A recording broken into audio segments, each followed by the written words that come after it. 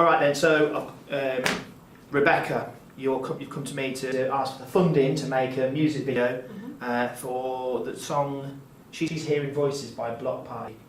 I'm not familiar with this song, can you tell me about it? So it's from an indie band, or like, well, there are like quite a few genres, but post-Britpop, indie kind of style, from like 2005. It had quite a lot of success, that album, actually. The song is, I suppose, quite different to like most mainstream kind of pieces. It was from like an indie label as well. Yeah, it talks about someone that's hearing voices, whether that's like metaphorical or, I don't know, there's quite a lot of like interpretations you can have with that. Okay. But you've decided to go down what route with it? What's your plan, your basic idea that you've got for it? It's going to be a performance and narrative video, but some of the people, as you progress through the video, find out that they're not actually real. Right, okay. So some people are going to, how are they going to show that? Are you going to... they're going to like glitch out. Okay, alright, sounds good. And then it like goes back, and then it actually like makes the audience question what was actually real. Okay, alright. So what was actually real in terms of what they were watching, or so kind of almost like they believed in those people, characters or those people? Yeah, like the protagonist has, and then they're not actually real. You put in your proposal about an intertextual reference to The Matrix. Can you explain that? So it has these lyrics in the chorus, which is basically red, blue, repeated quite a lot. So, I mean, I've interpreted that as like a Matrix kind of reference to like the painful truth, the red, and the blue, like the ignorance. And you said you're going to have a kind of a bit of a, or you're thinking about a red and blue colour grading. So I was thinking like a completely black and white, but these two characters, one of them's going to be red and one's going to be blue. So kind of makes them like seem a bit off from of the video, really. But yeah, and obviously maybe that can be a factor in what they're wearing as well. Yeah. Even if some colour grading, for example, on the instruments, even if that's possible. Yeah, I was thinking like using like specific things, like maybe a guitar pick that's red, headphones, social media. Yeah, sounds good. Sounds very good. You put there that the video goes backwards, showing the disappearing glitch. So basically, from the start, we're watching it go backwards, are we? No, it's going forwards in time, then it hits the bridge, and then you go backwards through all what you've seen. Okay. But it's different. So it's going to be a video that's quite rich with meaning. And obviously, you know, for use in gratifications, it's going to be a little bit more. How would you link it to that theory? Well, I think with like most music videos, I think it's there for entertainment as such.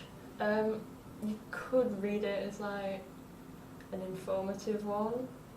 I mean, depends how you get the representation of these few characters.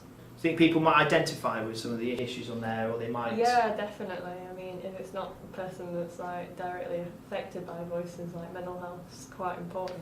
Yeah, certainly. And even, I don't know, I mean, are you planning on kind of making that meaning explicit? So sometimes, you know, would somebody watch it and they would get straight away that it might be about schizophrenia? What are you thinking, or are you thinking it's going to be more subtle than that? Well, I suppose that's like two routes you can go down. Like, I was thinking, like, I don't know, making it people more aware right at the end, by like having something that's like a reference to a helpline or something like that. But could also go down the route where it's a bit more subtle, more artsy. I think that's entirely up to you. The only thing I would caution on that is. It sounds like you've done a bit of research anyway, but just making sure that if you do go down the kind of, you know, the final message, which is absolutely great if you do, but it doesn't matter if you don't. Then just make sure that kind of what you're portraying on there is perhaps sort of based in, you know, foundations or people who study schizophrenia and what they have said about it. Yeah, I've researched it. It's like really complex. Yeah. Like the best representation is like. Yeah, yeah. Because obviously, you know, you don't want to leave yourself open to being criticised for misrepresenting something. Yeah. But you know, you can leave it open to interpretation as you wish. Okay. How much time do you think you're going to need, and what locations are you thinking about filming in? Time-wise, I don't think I'll need that much time. I mean, judging by the locations. So one of my main locations for like the performance aspect is like, I'm thinking the school hall, which depends around the bookings of the hall. Yeah. So maybe like 1 or 2 sessions in there. It is actually, I mean, if you can think some, you know, planning it some time in advance, we can actually book that for you, so that's not too much of an issue around that. Obviously, there's always the fact about whether or not you then get disturbed by people coming in or whatever else. Okay, so is that for the performance aspect you're thinking? Yeah. Okay.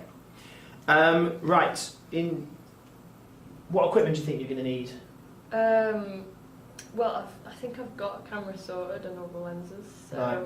other than a computer with Premiere Pro and stuff. Okay, and you need a tripod, or, I mean, Got because... that as well. Oh, you've got that. You've got your stuff. All right, so you're okay with things like that. And also, the last one really, who do you think the target audience for this is? I'd say like teenagers as such. Like I feel like they're, I don't want to stereotype, but I feel like they're more aware of like mental health. But that So- mid-range. So you think teenagers, it might be... I mean, certainly, you know, mental health amongst teenagers is becoming more... people becoming a bit more aware of it. And, you know, so in that instance, you can see how it might have a bit more value to people of that age group. Okay, last thing, in terms of what you've done before, in terms of your previous experience, why do you feel confident that you can achieve this? Because it's quite ambitious what you're doing, Becky, and you know, I'm pleased for that. But also, you know, sometimes people can come with big ambitious ideas they can't quite deliver on them. Why do you think you're going to be able to do that? Well, I feel like our thriller opening was quite ambitious, so yeah, we put a lot of planning into that, so I'm hopefully going to use the same kind of ethic for this one. Have you got actors for your video? Yeah, I've got 2 that I know might be like working there. Okay, are they media students as well? One is in the year below, Yeah. and one's a drama student. Okay. The main thing I would say about that is, you know, as you know from last year from working in your thriller, is just obviously trying to get them to commit, try to make sure that they're then reliable and that you can be honest with them about how much time it's going to take, because I think that's the only thing about sort of, you know, when you're working with actors. It sounds like a great idea, it really does. I'm hoping you can pull it off, and I don't mean that's not a loaded question at all, you know, or statement. I think it could potentially have a real sort of richness to it and everything else. So I'm looking forward to seeing it. Like I say, I think it's just the planning side of it, but I know you planned very well last year. In terms of the post-productions and things, the glitchy dissolve. Do you know how to do that, or is that something you're going to research? Well, we did glitch kind of stuff in the thriller. Ah, yes, of course you did. But I'm thinking, I saw this tutorial on how you make somebody like evaporate. Right. So I thought I'd like have a go with that like before I start. Yeah. Just to, you know, get used to the techniques. Yeah, I think that's absolutely key. Is just get a bit of footage, play around with the stuff that you think is going to take a lot of time, and also sometimes you don't know what the final thing's going to look like, and you want to see, yeah, that looks good, and I want to proceed with it. But apart from that, sounds like a fantastic idea, and I'm willing to fund this project to the tune of £5. Cool. All right, thanks, Becky.